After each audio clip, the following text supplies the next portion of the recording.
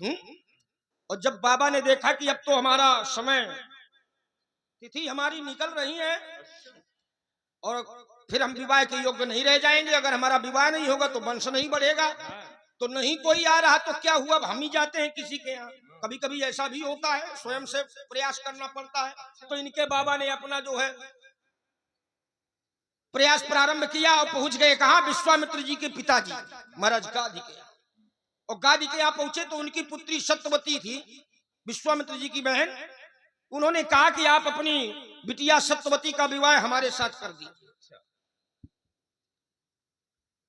महामुनि विश्वामित्र जी के पिताजी ने सोचा कि ब्राह्मण है, राजा तो ब्राह्मण होते नहीं है, केवल एक ही बल है, तपबल विप्र सदा बरियारा। तपस्या का बल ही ब्राह्मण के पास होता है, जो सब कुछ करने में सामर्थ्यवान होता है, सब कुछ कर सकता है। उन्होंने तपबल की परीक्षा लिया, आपके बाबा जी से कहा कि ऐसा है, आप हमको 1000 श्यामकर्ण घोड़े दीजिए तो फिर हम सोचे विवाह के लिए। तो परिणाम ये हुआ कि इनके बाबा ने देवलोक से खोज के श्यामकर्ण घोड़े उपस्थित किए 1000। जब 1000 घोड़े दिए तो फिर विवाह इनके बाबा जी का हो गया। सत्यवती जो विश्वामित्र जी की बहन है, उनके साथ इनके बाबा का विवाह ऋचिक का हो गया। बढ़िया विवाह संपन्न हुआ, कोई बात नहीं, वंश की वृद्धि हुई, वंश आगे बढ़ा। तुम्हारा विवाह की समस्या आपके पिताजी नहीं, आपके बाबा जी के समय से, आपके वंश में। और विवाह जब जब भी हुआ है तो क्षत्रियों के यहां ही हुआ है। जब जब भी आपके वंश में रुकावट बनी है तो क्षत्रियों के यहां से ही उसका समाधान हुआ है। अब जब क्षत्रियों के यहां से ही समाधान हुआ है तो फिर क्षत्रियों का विरोध नहीं करना। जैसे आपकी माता जी रेणुका, ये किस वंश की है, ये भी क्षत्रिय वंश की है। राजा प्रसेनजीत की 2 कन्याएं रेणुका और सत्या, तो सत्या किसको ब्याही थी, शास्त्राबाहु को। शास्त्राबाहु कौन है वंशी क्षत्रिय। और जो दूसरी कन्या उनकी रेणुका, वो परशुराम जी की माता जी है। तो जब भी इनके वंश वृद्धि में समस्या बनी है तो क्षत्रियों के यहाँ समाधान होता गया। तो क्षत्रियों से विरोध नहीं करना चाहिए। लेकिन परशुराम जी जब पैदा हुए तो इन्होंने क्या प्रारंभ किया, भुजबल भूम भूप इनकी नहीं और विपुल बार महिदेवंदी नहीं। पैदा हुए तो क्षत्रियों का विनाश ही प्रारंभ कर दिया। तो जहां से समस्या का समाधान होता रहा है, आप वही समस्या बना रहे हो। क्षत्रियों को मारना प्रारंभ कर दिया तो क्षत्रियों ने कहा कि घूमो फिर। अच्छा, तो घूम रहे हो, बढ़िया लपेटे हो बेटा, तुम तो घूमे रहे हो, तुम्हारे पाछे तुम आचार्य हो घूम रहे। अच्छा सही है बेटा। 5 भाई है, 5 में कौनों का ना भूल पाओ, यही कारण है। तो ये सब बंद करिए। जो कह रहे थे ना क्रोध अच्छा है, क्रोध अच्छा नहीं है, क्रोध के कारण आप घूम रहे। क्रोध अच्छा है, क्रोध अच्छा नहीं है। देखिए महाराज, जिस समय महापुरुष से पूछा गया कि आपको क्या अच्छा लगता है, तो महापुरुष ने ये नहीं कहा कि हमको क्रोध अच्छा लगता है। क्या कहा उन्होंने, यस महाराज,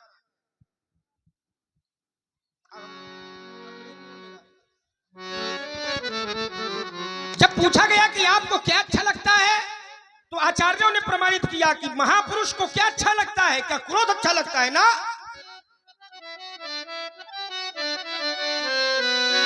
बोले राम ही केवल प्रेम प्यारा, उन्हें केवल प्रिय लगता है तो प्रेम प्रिय लगता है। और जानी ले जो जाननी, अगर क्रोध अच्छा होता तो क्रोध भी प्रिय होता, लेकिन क्रोध प्रिय नहीं है। उन्होंने खुद कहा क्या कि खोजत कतहूं, ये महापुरुष के वाक्य हैं। लेकिन प्रसंग ऐसा है कि जल्दी जानकारी नहीं हो, जिसमें उन्होंने देखा वर्षा विगत शरद ऋतु आई और सुदिनता, वो कहते हैं कि खोजत कतहूं, बरसात में मिले नहीं धूरी। जब जल की वर्षा होती है तो धूरी खोजने से नहीं मिलती है, वो धूल कीचड़ में बदल जाती है। वो महापुरुष कहते हैं कि खोजत कतहूं, ये मिले नहीं धूरी। कैसे, बोले करे क्रोध जिनिधर मही दूरी, जिस प्रकार से क्रोध जीवन में आ जाता है तो व्यक्ति धर्म से दूर हो जाता है, उसी प्रकार जब वर्षा आ जाती है तो धूल भी कहीं खोजने से नहीं मिलती। तो ये महापुरुष के वाक्य। क्रोध अच्छा नहीं है महाराज। आपने कहा ताड़का ने क्रोध किया तो उसको परम पद मिल गया, परम पद मिल गया। ताड़का ने क्रोध किया तो परम पद नहीं मिला है, ये उन्होंने कृपा किया तो परम पद मिला है। चले जात मुनिदीन दिखाई, और सुन ताड़ुका क्रोध कर धाई, तो उसने क्रोध किया, परिणाम का एक ही बाण प्राण हर लिया। जब उसने क्रोध किया तो उसको अपने प्राण त्यागने पड़े, लेकिन फिर वो प्रभु हैं तो दीन जानते ही निज पद दीना, उन्होंने कृपा कर दिया। लेकिन उसने ताड़ुका ने जो क्रोध किया था उसका परिणाम उसको अपने प्राण त्यागना। तो क्रोध किसी का अच्छा नहीं होता है, चाहे जो कोई हो, क्रोध से समस्या ही बनती है महाराज। चाहे जहां से आप देख लीजिए, क्रोध से कभी समाधान नहीं होता है। थोड़ा आप विचार करिए, मैं अपनी बात को यहीं पर। बढ़िया। तुमने कहा कि क्रोध से कभी निर्माण नहीं होता, विनाश ही होता है। क्रोध अच्छा नहीं है, लेकिन बेटा ये भी तो सोचो कि कौन सा क्रोध अच्छा नहीं है। ऐसा नहीं है सारे क्रोध अच्छे नहीं है, बुरे हैं, लेकिन क्रोध कौन से अच्छे नहीं है। वैसी संभालिए, क्रोध होता कैसे कि प्रभु में बहुत अवज्ञा किए, अरे उपजहि क्रोध ज्ञानी के लिए। जो ज्ञानी व्यक्ति होता है उसके जीवन में भी अति संघर्षण जो कर कोई, तो अनल प्रगट चंदन ते होई। अति संघर्षण पुरानी भाषा में कहा गया है अतिशय रगड़। जब अत्यधिक संघर्षण होता है, जब किसी के स्वाभिमान को, किसी की आस्था को, किसी की श्रद्धा को चोट पहुंचाई जाती है, वहां पर क्रोध होता है। अनल प्रगट चंदन ते, जैसे चंदन होता कैसा है, चंदन का स्वाभाविक गुण होता है शीतलता, लेकिन चंदन की लकड़ी भी काफी देर तक अगर एक दूसरे से रगड़ती रहे तो वहां पर क्रोध। तुमने कहा ताड़का को, परमात्मा का सिद्धांत ही है परमात्मा के लिए राजकुमार। एक सिद्धांत है अनुकूलस्य भक्ति, जो परमात्मा के अनुकूल होते हैं उनको मिलती है भक्ति, अप्रतिकूलस्य मुक्ति। प्रतिकूल मुक्ति, बड़ों का क्रोध नारद भक्ति सूत्र में कहा गया है। अगर हमें क्रोध का पात्र भी बनना है तो भगवान के क्रोध का पात्र बनिए, क्योंकि भगवान अगर मारेंगे तो भी आपका कल्याण है। ऐसा नहीं है राजकुमार केवल क्रोध बुरा है, क्रोध बुरा नहीं है, क्योंकि क्रोध की स्थितियां अलग अलग है। तुमने कहा आपसे एक मां नहीं संभाली गई, बाकी सबको कहते हैं, बाकी सभी माताएं हैं हमारे लिए, अपनी माता को माता नहीं माना। अब बेटा तुमने माता पक्ष पर आरोप लगाया, और मैं एक माता पक्ष से ही इस आरोप का खंडन करूंगा। ये सबको कथा मालूम है कि मैंने अपनी माता की ग्रीवा का छेदन क्यों किया, पिताजी की आज्ञा से। और एक महापुरुष की माता कहती क्या है कि पितुआयसु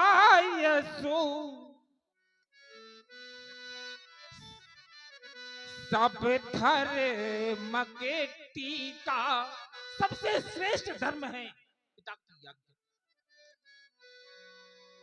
तुम उस मां ने कहा, महापुरुष की माता ने कहा कि पिता की आज्ञा, बात पिता गुरु प्रभु के पानी, अब नहीं विचार करिए शुभ जानी, उचित की अनुचित किए विचारू, और धर्म में जाए सिर पातक भारू।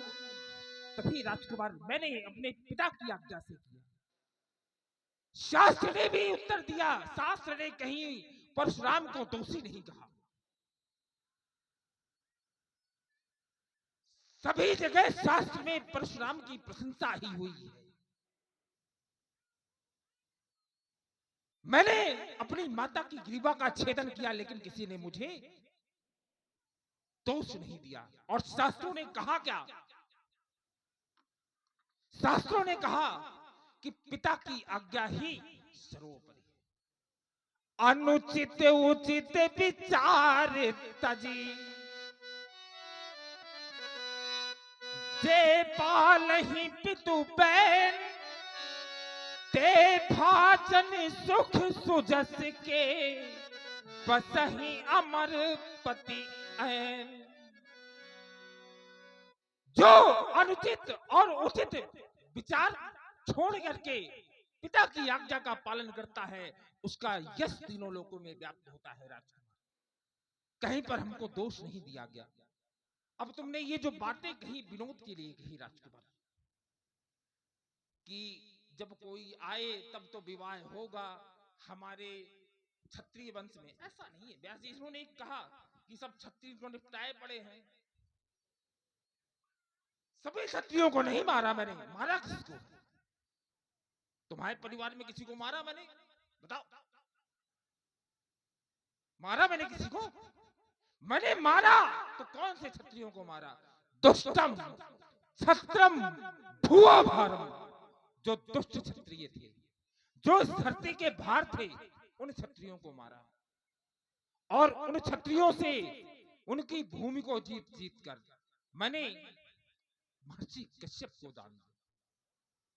ऐसा नहीं है राजकुमार कि तुम अपने मन का धुने रहो, आनंद का विषय हो सकता है। परशुराम जी ने विवाह नहीं किया। क्यों नहीं किया? कोई आया नहीं है?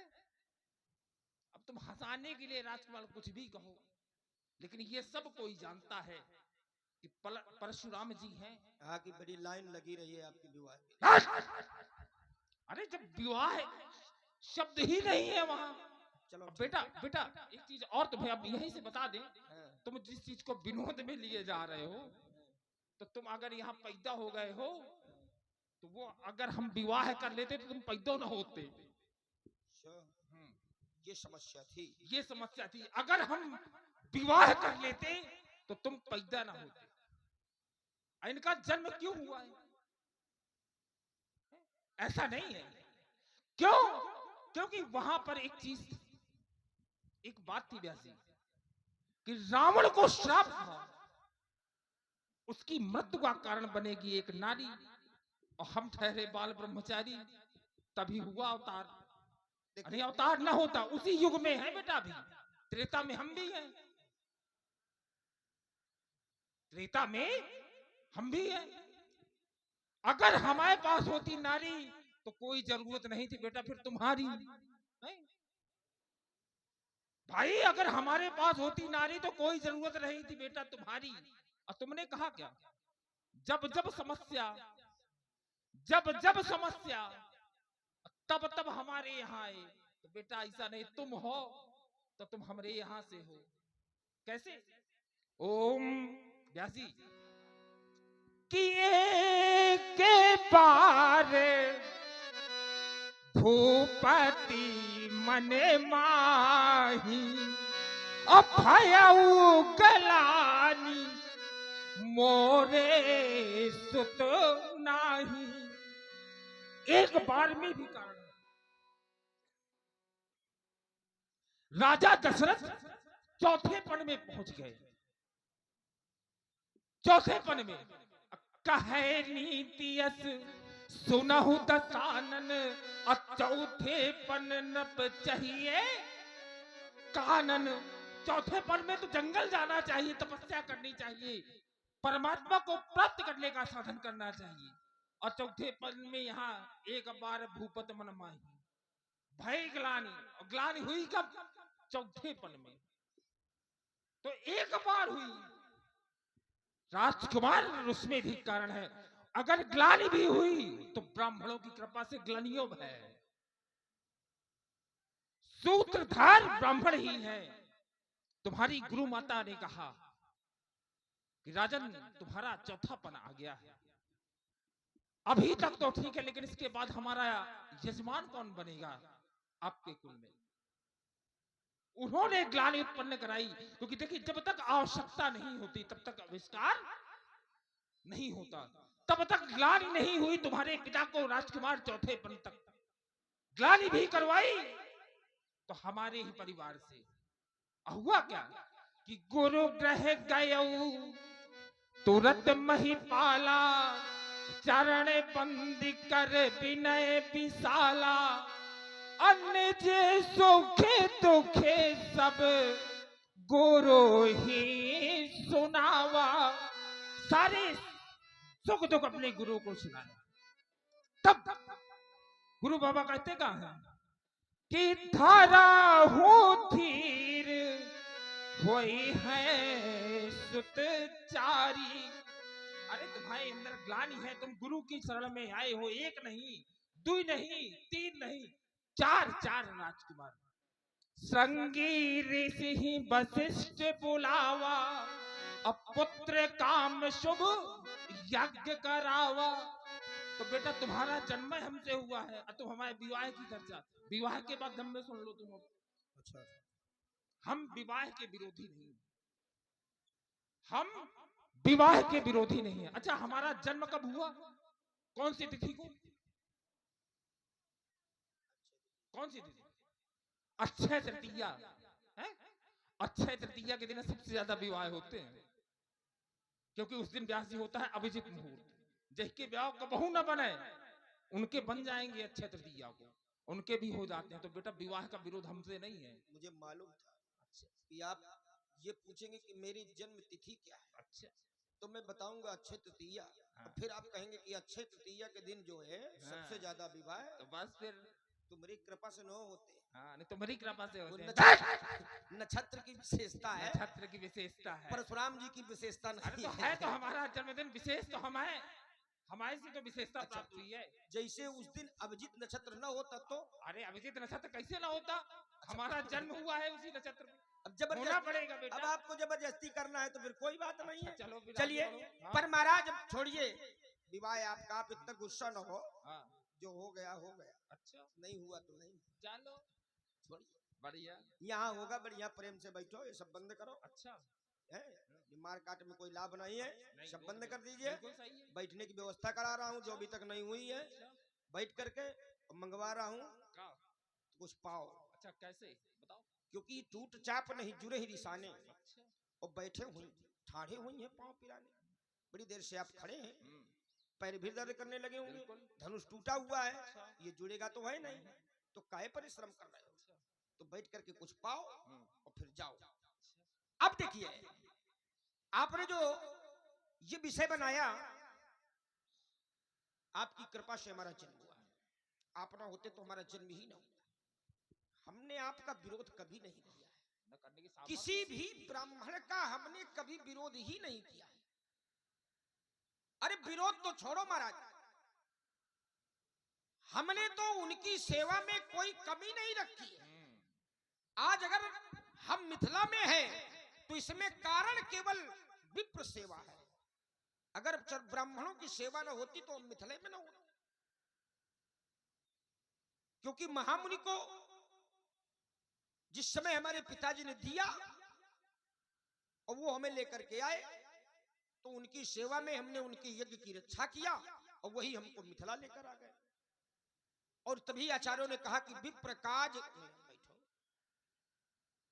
हम संभाल लेंगे। विप्र काज करी बंधु तो मिथिला में आए हैं जो ये क्या करके आए हैं?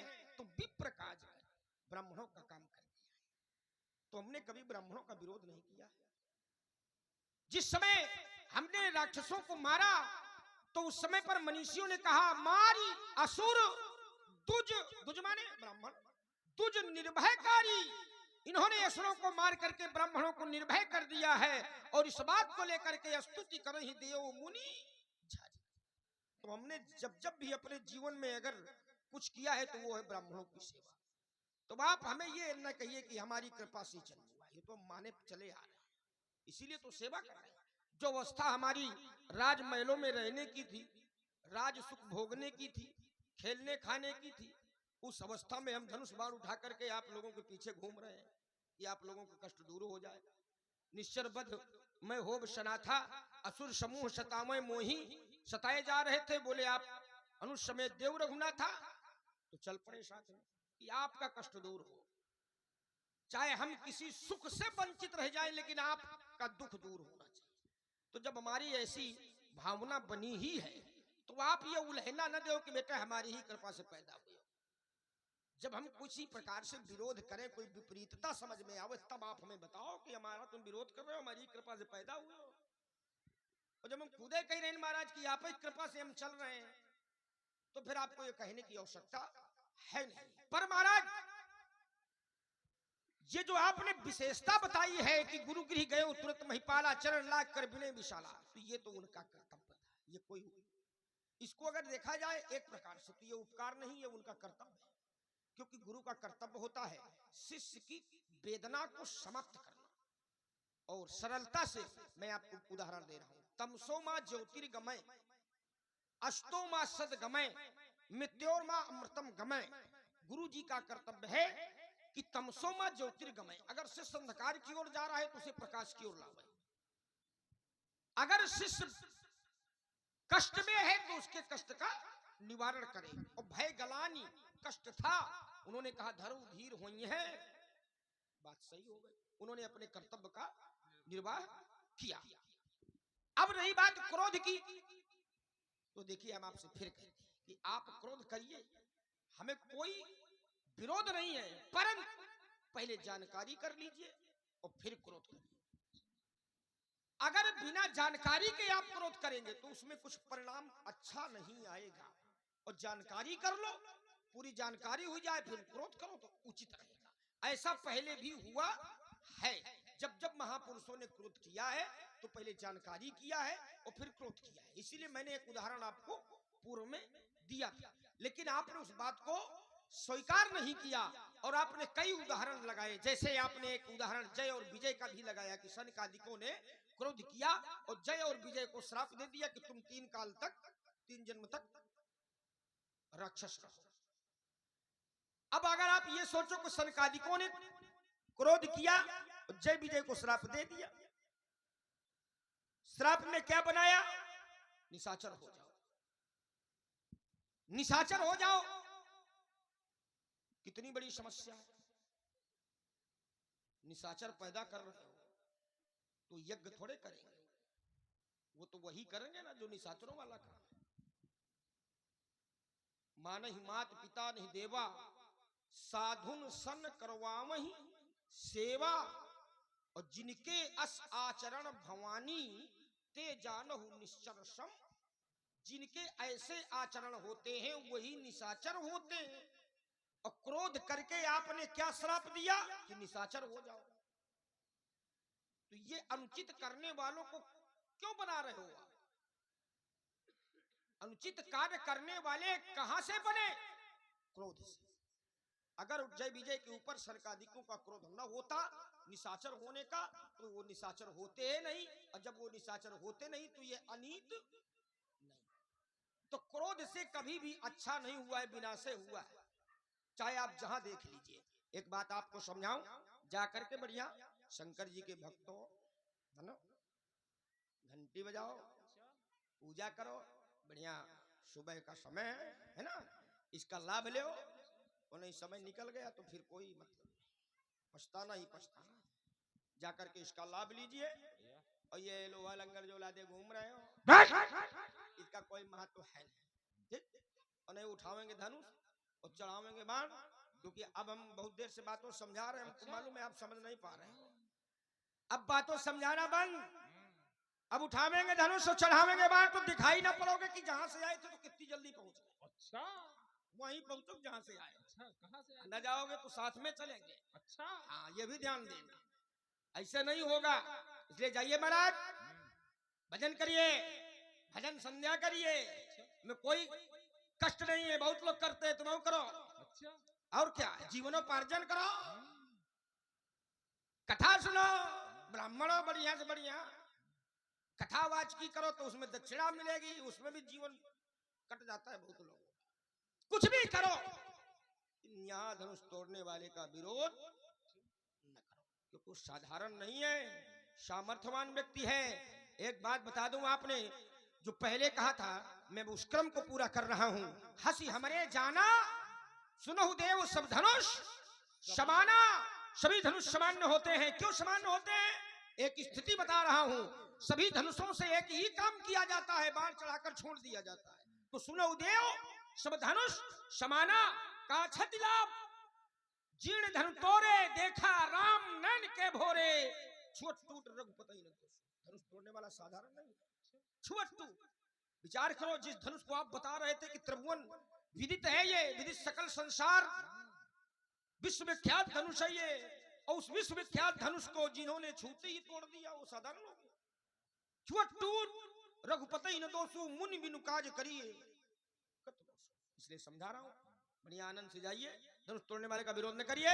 और महाराज देखता नगर में भी प्रवेश तो एक क्षण में मजा चखा देता, अरमान मिटा देता, दिल के फरसे की याद भुला देता, लेता में फरसा और करके संग्राम दिखा देता, बार बार पुरुष दिखाना मुझे अभी भुला देता, महेंद्राचल की रात पकड़ा देता। और भाई बलदेव प्रसाद कुशवाहा आपकी ओर से ये रामलीला समिति को 151 रुपए 151 मुद्राएं उन्होंने समिति का सहयोग किया है, बहुत बहुत धन्यवाद। तुमने कहा कि दबो नहीं, अच्छा बढ़िया बोल लेते हो राजन, तुमको हम दब रहे हैं। एक तुम्हारी बात हमने सोचा शायद हमने क्रोध कर दिया तो डर गए। अच्छा, हाँ, हमने नहीं, कहा, डरो तुम्हारा नहीं। क्रोध, वैसे भी तुम्हारा क्रोध बहुत खतरनाक है। बहुत खतरनाक है, जानते हो। हाँ, डगमगान मही दिग्गज डोले, दिग्गज डोले, बड़े बड़े हाँ, दिग्गज। लेकिन ये भी क्रोध करने लगे तुम्हें देख के। कौन? ये बिना मुझे देख के नहीं है। अच्छा, ये ये अपने मन से करते रहते हैं, इनके क्रोध का कोई महत्व नहीं ना। लेकिन तुम्हारे क्रोध से दुष्टों को कोई फर्क नहीं पड़ा राजकुमार। दुष्टों को नहीं पड़ा। चलो अब देखो, तुमने कहा सकल लोग सब भूप डराने, अब कोई नहीं शेष है। और ठीक है? देखें श्री राम लीला समिति गंज के आप कोषाध्यक्ष जी हैं, हमारे श्री महिपाल सिंह जी कोटेदार साहब, आपकी ओर से 100 मुद्राएं दोनों विभूतियों के श्री चरणों में उन्होंने सादर समर्पित किए हैं, उनके लिए मंगल कामना है, बहुत बहुत धन्यवाद।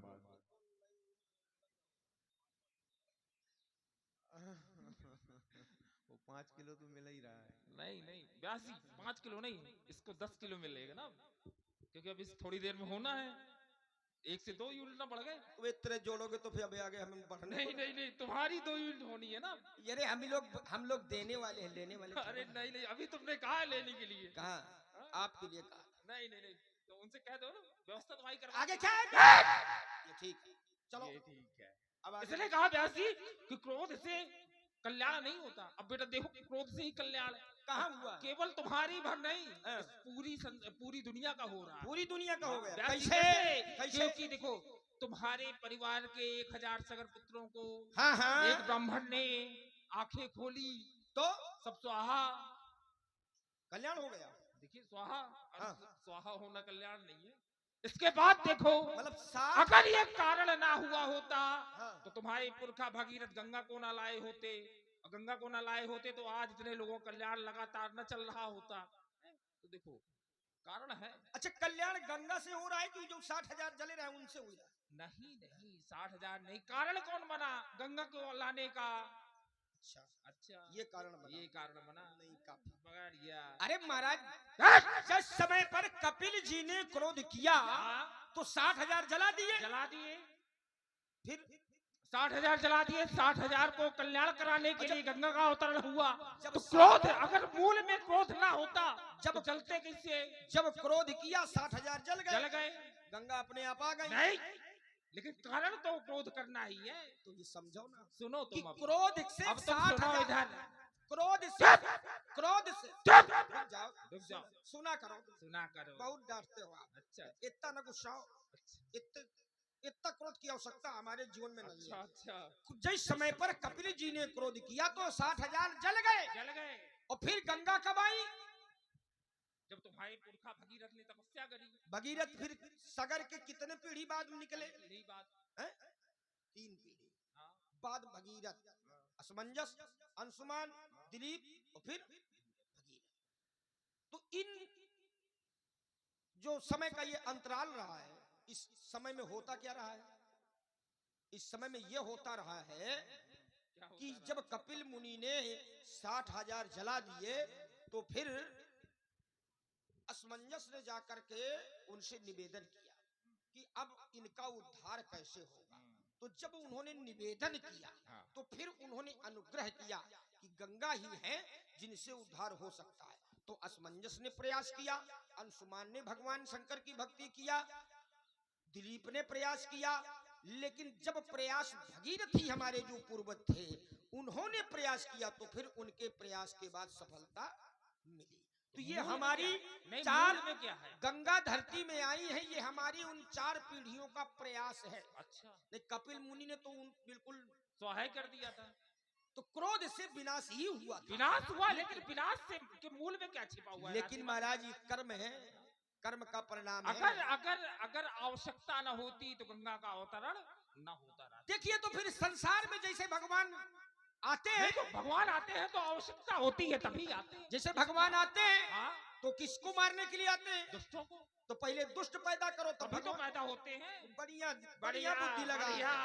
भाई। अगर अगर संसार का कल्याण भी कराना है राजकुमार तो दुष्टों को भी पैदा करना जैसे पड़ेगा। भगवान कहते हैं कि जब अधर्म होगा, यदा यदा ही धर्मस्य ग्लानिर्भवति भारत, जब अधर्म बढ़ेगा तो मैं आऊंगा उसको मिटाने के लिए।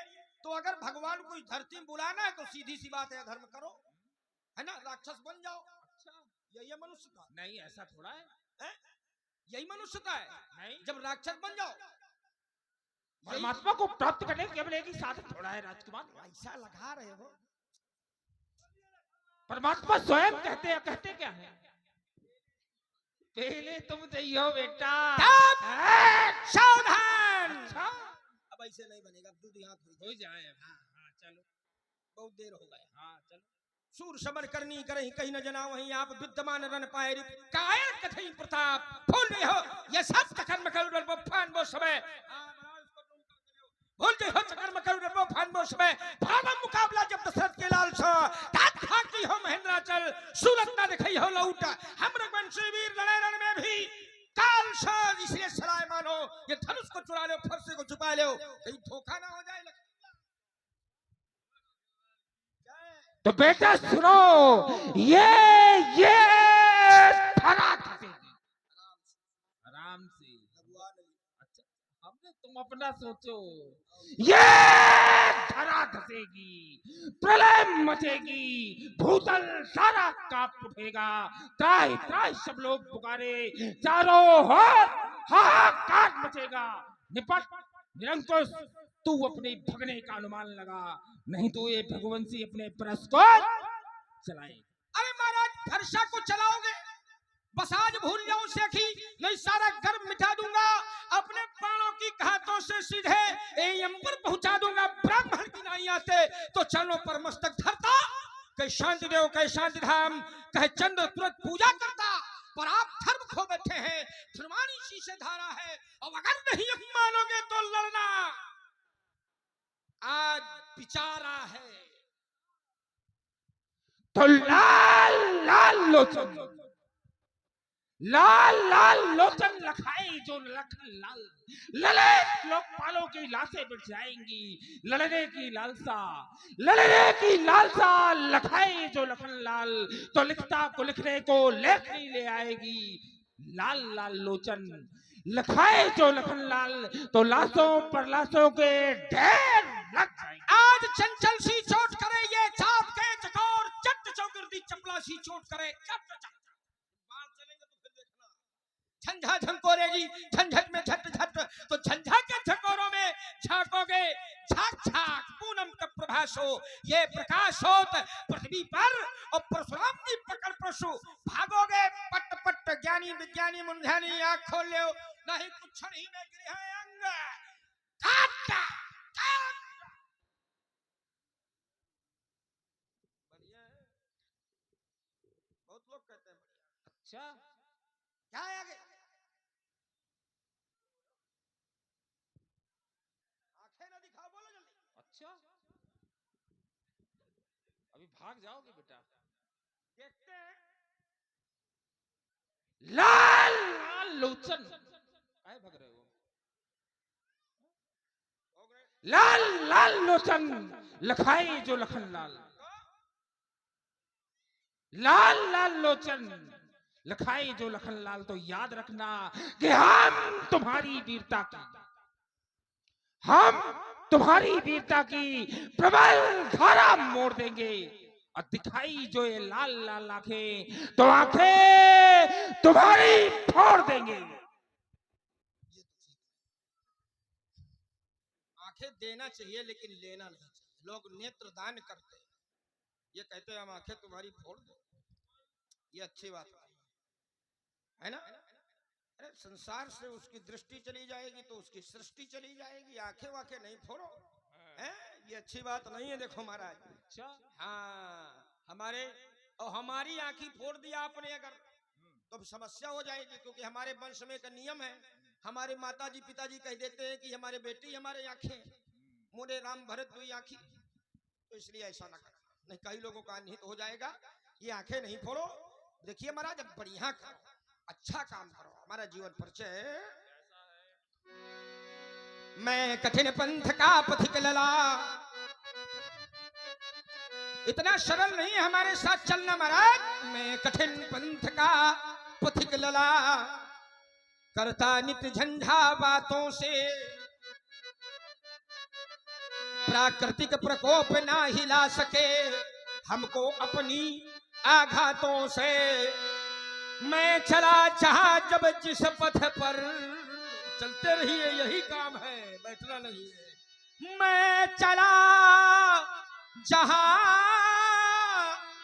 जब जिस पथ पर, तो नहीं देखा हमने आदि अंत, वर्षा व ग्रीष्म या शरद शिशिर, हेमंत और पीता बसंत, सुख से न राग दुख से न द्वेष। महाराज, सुख से मैं प्रसन्न नहीं हूं और दुख से नाराज नहीं। मेरे जीवन में दोनों बराबर है, सुख आए वो भी बढ़िया और दुख आए उसका भी स्वागत है। महाराज, ये मेरा जीवन परिचय है, सुख से न राग दुख से न द्वेष।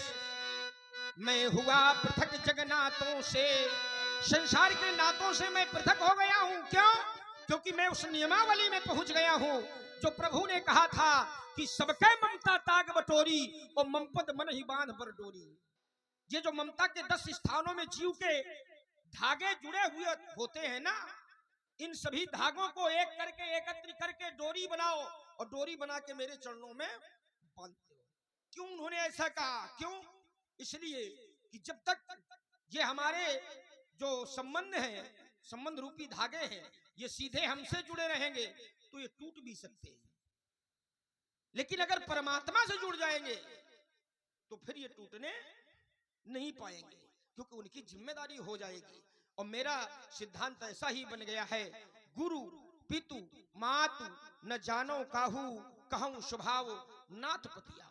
मोरे सबे एक तुम स्वामी, तो मेरे सारे संबंध यहीं से प्रारंभ है और यहीं समाप्त हो जाते हैं। ऐसा मेरा जीवन परिचय है, सबके जीवन में ऐसा होना चाहिए। मैं तो यही कहता हूं, सुख से न राग दुख से न द्वेष, सुख से न राग दुख से न द्वेष, सुख से न राग और दुख से न द्वेष। मैं हुआ पृथक जगन्नाथों से, मैं हुआ पृथक जगन्नाथों से, मैं कठिन पंथ का पथिक लला, करता नित झंझा बात। तो मेरा जीवन परिचय है, कैसा कि मैं अविरल पथ का राही हूँ, मैं अविरल पथ का राही हूँ, रुकना मुझको स्वीकार नहीं। मैं स्वाभिमान का प्रबल समर्थक, झुकना मुझको स्वीकार नहीं। हाँ हाँ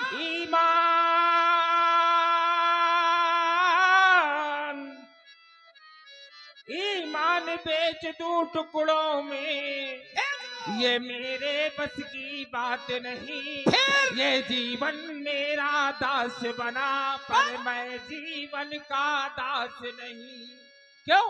क्योंकि मेरे जीवन में लखन लाल क्या हुआ? कितनी बाधाएं आई, पर? ये कितनी बाधाएं आई। ये विघ्न विहुनित चले मगर पर कभी निराशा ना छाई, क्योंकि मैं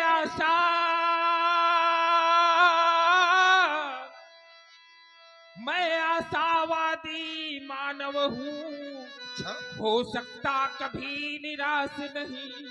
ये जीवन मेरा दास बना, पर मैं जीवन का दास नहीं। पर्वत से संघर्ष मचाकर, ये पर्वत से संघर्ष मचाकर, अरे पर्वत से संघर्ष मचाकर, ये पर्वत पर्वत ठीक है, पर्वत से संघर्ष मचाकर अपार न जाए पानी क्या, और यदि तूफानी तेज नहीं तो चढ़ती हुई जवानी क्या। वीर वही है मर मिटने में, इस संसार के लिए लड़े और लड़ते लड़ते मर भी जाए, वही वीर है महाराज। नियम है परहित सरिष धर्म नहीं भाई, और पर पीड़ा सम नहीं। कर्म तो सभी करते हैं, लेकिन अगर परहित रूपी कर्म किया गया तो वही कर्म धर्म बन जाता है। इसलिए महाराज पर्वत से संघर्ष मचाकर अरे पार न जाए पानी क्या, और यदि तूफानी तेज नहीं तो चढ़ती हुई जवानी क्या। वीर वही है मर मिटने में, वीर वही है मर मिटने में। ये पहले नाम लिखा दे जो वो अपना जीवन दीप बुझे पर जीवन दीप जला दे, जो विपत्ति विकट को बांध बेद कर, ये विकट विपत्ति को बांध बेद कर, और बढ़ा चले मैदानों में। जब संकट के बादल घिरे आए आंधी और तूफानों में, तो शत्रु दलों को चीर गिरा दे, ये शत्रु दलों को चीर गिरा दे। अरे बन नरसिंह अकेला जो, वीर वही है बलवेदी पर अपना शीश चढ़ा दे। मैं कैसे पंथ में चला राज के। ओम मैं चला पंथ पर, मैं चला पंथ पर, शूल थे पग बिछे, मैं निकल जब गया फूल खिलने लगे। मैं चला पंथ पर, नाचता था महाकाल विकराल पर, नष्ट संतति हुई थी पराघात से। मेघ तड़पे बहुत बिजलियां भी गिरी, दुष्टों के कसैले कसाघात पे। मैं चला पंथ पर, मैं चला पंथ पर, ले प्रलय की घटा पाव पड़ने लगी, गति बदलने लगी, पाव पड़ने लगी, गति बदलने लगी। मैं पथ के वो नहीं, पथ जिसे रोक ले, ढूंढने से चरण चिन्ह मिलते नहीं। मैं चला पंथ पर। पूर्ति अगर आवश्यकता से ज्यादा हो जाती है तो वो नुकसान करने लगती है। आप चिंता न करें, पूर्ति उतनी होगी जितनी आवश्यकता होगी। महाराज आपने कहा मैं कुछ ऐसे पंथ का राही हूं, आपने बताया। हम एक बात आपको बताऊं, मैं वो पथ क्या और पथिक कुशलता क्या? वह पथ क्या, पथिक कुशलता क्या, जिस पथ पर बिखरे सूल न हो? वो नौका क्या और नाविक क्या, जब धाराएं प्रतिकूल न हो? हमारा एक नवीन जीवन परिचय है। श्रेष्ठ जन कहा करते हैं, हम भारत के भरत। ऐसा हमारे गुरुओं ने बताया है कि हम कौन हैं। हम भारत के भरत, खेलते सिंहा की संतान से। और महाराज एक बात कहने के लिए बात हो रहा हूं कि कोई देश नहीं दुनिया में बढ़कर हिंदुस्तान से। ऐसा मैं ही नहीं कह रहा हूं, इस बात को प्रमाणित सबसे पहले भगवान शंकर ने किया है। जब मैया पार्वती ने भोले बाबा से पूछा कि संसार में, इस विश्व में बहुत से देश हैं, पर कौन सा देश है जो अच्छा है, विशेष है, तो भोले बाबा ने बताया, धन्य देश जहां सुरसरी, वही देश धन्य है, वही देश अच्छा है, विशेष है। कहां? जहां सुरसरी है, गंगा बहती है। और ये हमारे सभी लोग जानते हैं कि हम उस देश के वासी हैं जिस देश में गंगा बहती है। तो इसलिए मैं कह रहा हूं कि कोई देश नहीं दुनिया में हमारे देश से बढ़कर के। हमारे देश को पहले अजनाब वर्ष के नाम से जाना जाता था, लेकिन हमारे देश में एक महापुरुष का जन्म हुआ, ऋषभ देव जी के बड़े बेटे भरत जी का, और जिनके नाम के कारण हमारे देश का नाम भी भारत। हम भारत के भरत, भारत खेलते सिंहों की संतान से। और कोई देश नहीं दुनिया में बढ़कर हिंदुस्तान से। इस मिट्टी में पैदा होना बड़े गर्व की बात है। त्याग और बलिदान हमारे पुरखों की सौगात है। त्याग और बलिदान हमारे पुरखों की सौगात है। महाराज कहीं चहल और कहीं पहल, हम जीते मरते शान से। देखो आज जहां मिथिला, अयोध्या से लेकर मिथिला तक की यात्रा हुई है, लेकिन हमारा जीवन कैसा है? तो लोगों ने कहा अवश्य देखिए देखन योगू, और जहां तहां छवि बननत सब। तो कहीं चहल और कहीं पहल, जहां कोई हमको देखना न चाहे हम वहां नहीं रहते। कहीं चहल और कहीं पहल, हम जीते मरते शान से।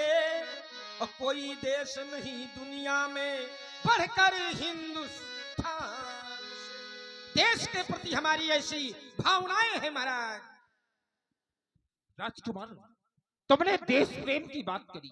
अगर बात देश की हो तो सभी लोगों को अपने विरोधों को छोड़कर एक मार्ग पर चलना चाहिए। तुमने कहा गुरुओं ने ऐसा कहा है, तो गुरु जी ने ऐसा कहा है। व्यास जी संभालिए। ओम कि आज तलक इस वसुधा में कर न सका कोई सानी है। अब बड़े गर्व से सब मिल बोलो हम सब हिंदुस्तानी हैं। कि बड़े गर्व से सब मिल बोलो हम सब हिंदुस्तानी हैं। वीर शिरोमणि हुए धरा में, जो युद्ध किया था हल्दी घाटी में। और राम और कृष्ण को देखो खेले इसकी माटी में। राम और कृष्ण को देखो खेले इसकी माटी में।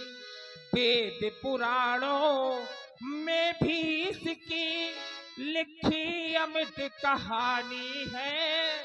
अब बड़े गर्व से सब मिल बोलो हम सब हिंदुस्तानी हैं। बड़े गर्व से सब मिल बोलो हम सब हिंदुस्तानी हैं। देखिए महाराज, आपने अपनी सहमति दिया कि जब बात देश की हो तो फिर आपस का जो बैर है वो त्याग देना चाहिए। हमारी बात के सहमत में आप भी आ गए। अब हमें लग रहा है कि आप धीरे धीरे सब कुछ समझ जाओ। अभी हमारी बात का सहमत कर रहे हो, फिर धीरे धीरे धनुष तोड़ने वाले से भी आप सहमत हो जाएंगे, इसलिए विरोध भी कम बन रहा है। फिर से एक बात मैं कहता हूं, जब आपने बात देश की तो फिर हमें एक बात याद आ गई महाराज, कूद समर में ये देश साधारण नहीं है। आगे से वार नहीं करते, लेकिन एक नियम भी है, पीछे पैर नहीं धरते। पहले से वार नहीं करते पर पीछे पैर नहीं धरते। कूद समर में हम जब आए, कूद समर में हम जब आए, कूद समर में हम जब आए, दुश्मन को ललकारने तो उंगली दांतों तले दबा ली, अचरज से संसार ने। बड़ी बड़ी ज्वालाओं से बढ़ करके हैं चिंगारियां, और कांटे पहले फूल बाद में देती हैं फुलवारियां। जब भी निकला हीरा निकला इस भारत की खान से, और कोई देश नहीं दुनिया में बढ़कर हिंदुस्तान। कोई देश नहीं बढ़ करके अपने हिंदुस्तान से। देश की बात हो गई, लेकिन देश की रक्षा करने वाले सैनिकों की भी बात आवश्यक है। इसलिए मेरा कहना है लाइए ओम कि यहाँ का सैनिक युद्ध भूमि में, यहाँ का सैनिक युद्ध भूमि में गाया करता गीता। यहाँ भूमि में हल के नीचे खेला करती सीता। यहाँ सवेरा शंख बजावे, ये संस्कृति है हमारे भारतवर्ष कि यहाँ सवेरा शंख बजावे, लोरी गावे शाम है। हर बाला हर बिटिया देवी की प्रतिमा, बच्चा बच्चा राम है। क्यों? क्योंकि यहाँ का खाते दाना मोती, यहाँ का खाते दाना मोती, यहाँ का पीते पानी।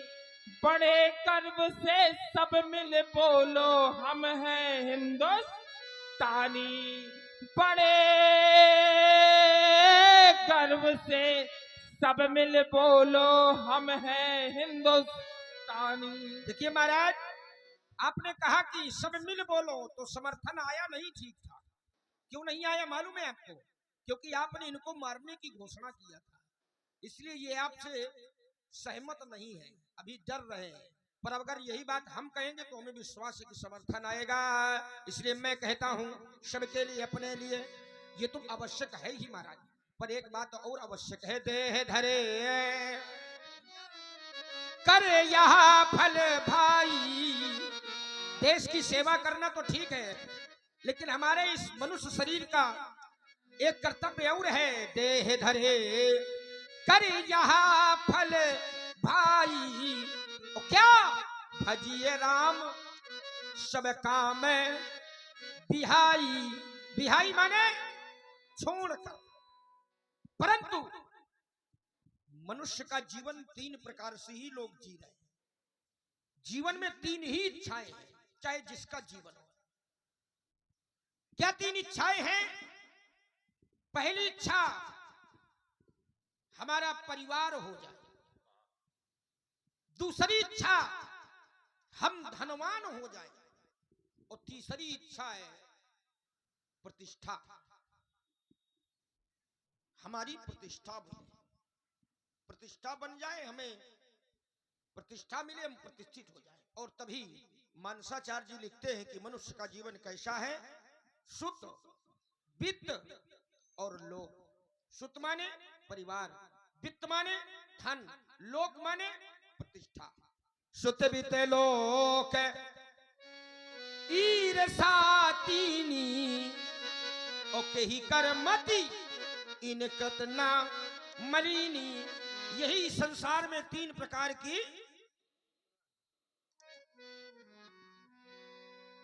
ये इच्छाएं बनी ही रहती है जीवन, और यही इच्छाएं बनी रहती हैं, तभी मनुष्य अपने कर्तव्य मार्ग से विचलित हो जाता है। मेरा कर्तव्य क्या है? अगर प्रभु ने मुझे ये मानव शरीर दिया है तो ये दिया किस लिए है? ऐसे नहीं मिल गया ये, इसके मिलने का कोई कारण हो।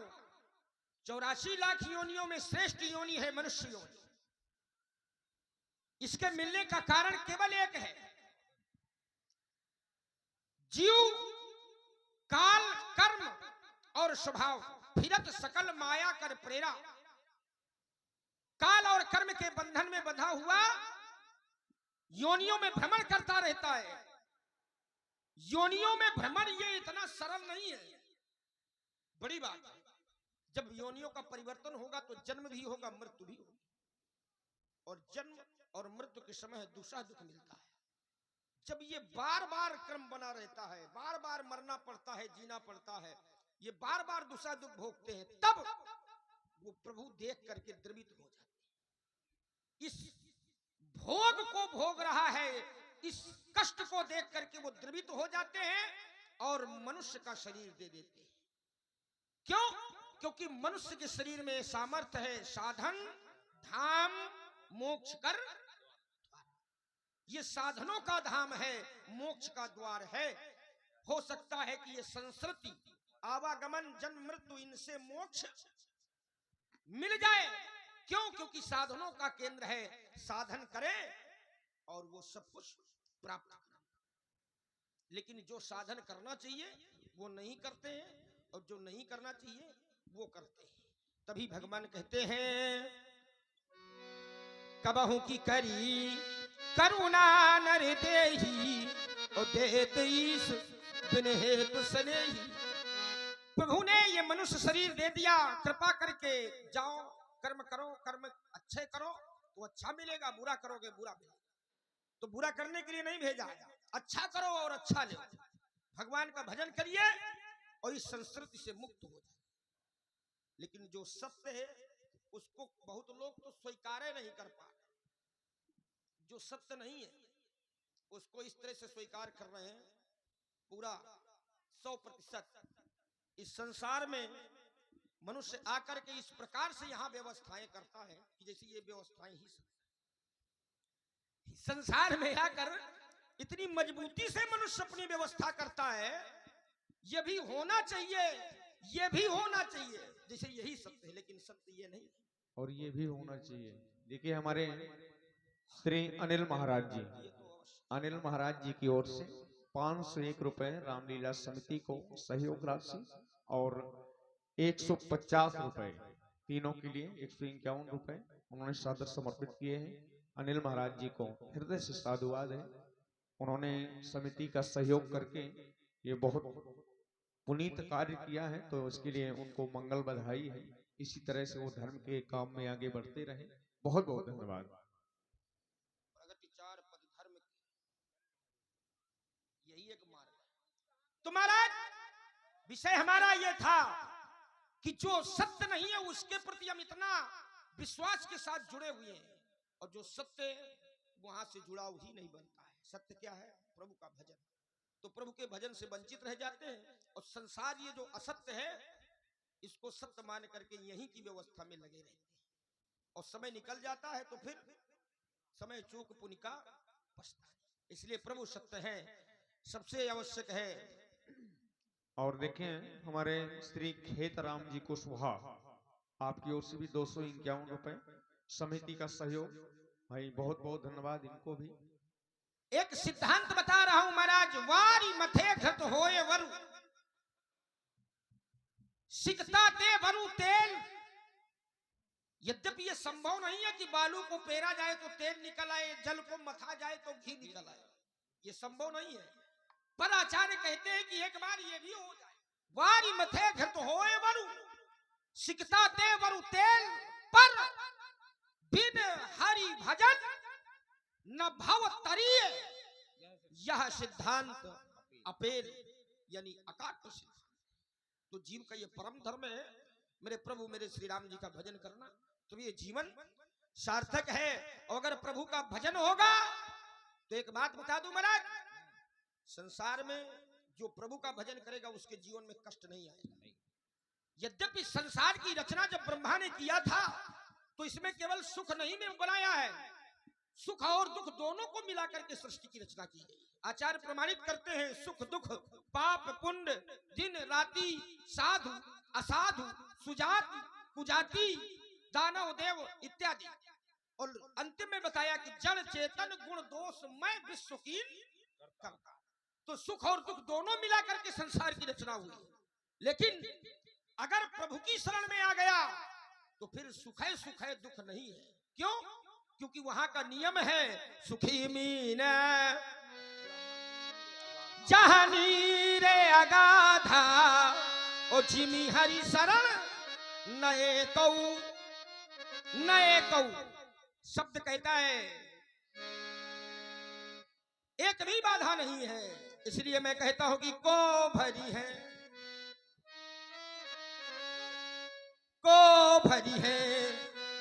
हरि के रितवे पुनि को हरि जो भरी है। समझिएगा, उथपे ही को जही राम थपे ओ थपी है तही को हरि जो तरी है। अगर परमात्मा ने उखाड़ना चाहा उथपे तही को, अगर उनकी इच्छा रही कि यह स्थापित हो जाए तो फिर उथपे तही को कौन उखाड़ सकता है? और अगर उनकी इच्छा नहीं है कि यह स्थापित न हो उखड़ जाए तो फिर उसको कोई स्थापित नहीं कर सकता। अगर उन्होंने भर दिया तो रितवे पुनि को, रितवे माने खाली, फिर कोई खाली नहीं कर पाएगा। और अगर उन्होंने खाली करने की सोच लिया तो फिर कोई भर। आचार्य कहते हैं तुलसी यह जानी यही ये अपने हृदय में ऐसा विश्वास रखिए, सपने नहीं कालहु ते डरिए। स्वप्न में भी काल से नहीं डरिए। क्यों? क्योंकि कुमया कछु हानि न औरन की।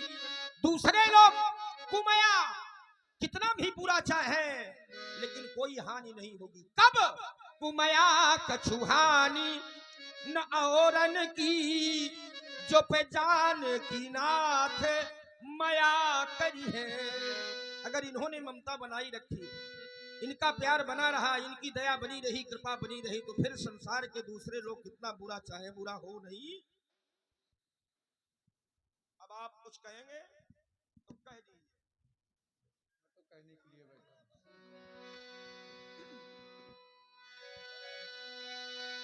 कहबू लखन मुनि सीन तुम्हारा, को नहीं जान विदित संसारा। हमने सोचा आप कुछ कहेंगे, आपने फिर हमारे नाम लगा दिया, फिर हम ही को कहना पड़ेगा। महाराज संसार में आपकी सब लोग जानते हैं। क्या जानते हैं? सब जानते हैं। शीलता, कितने शीलवान हैं आप। शीलता क्या है? माता पिता और ऋण भैनी के गुरु ऋण रहा सोच बड़ी जी के। संसार में माता और पिता के ऋण से कोई ऋण नहीं हो पाता है। माता के ऋण से तो कोई ऋण ही नहीं हो पाता है। लेकिन आप ऐसे हैं कि माता पिता ही ऋण भयो, माता और पिता के ऋण से भी आप ऋणी हो, बड़ी बात है। फिर भी एक ऋण शेष है। तो जब आप मातृ ऋण से ऋण हो गए हैं, जो बहुत कठिन है, पितृ ऋण से ऋण हो गए हैं, तो फिर गुरु ऋण रहा सोचने के लिए गुरु ऋण क्यों रह जाए, क्यों रह गया, क्या कारण है? सो जनू हमारे माथे काढ़ा, क्या इसलिए शेष है ये कि हम पूरा करेंगे? तो दिन चली गया ये ब्याज बहु बढ़ा। अगर हम ही को पूरा करना है तो देखो फिर हम ब्याज वाज अब नहीं बढ़ने देंगे, हमारा काम तत्काल रहता है। अब ब्याज नहीं बढ़ेगी, बहुत ब्याज बढ़ चुकी है, बहुत दिन बीत गए, दिन चली गए हो, दिन चढ़ गए हो। देखिए हमारे श्री सुखलाल राणा जी, आपकी ओर से 51 मुद्राएं प्रस्तुत संवाद में भेंट है। बहुत बहुत धन्यवाद। अब तुरंत किया जाए, क्या किया जाए? अब आनिए त्योहरिया बोली तो तुरते देव मैं थैली खोली। आप अति शीघ्र अपने व्यवहारिक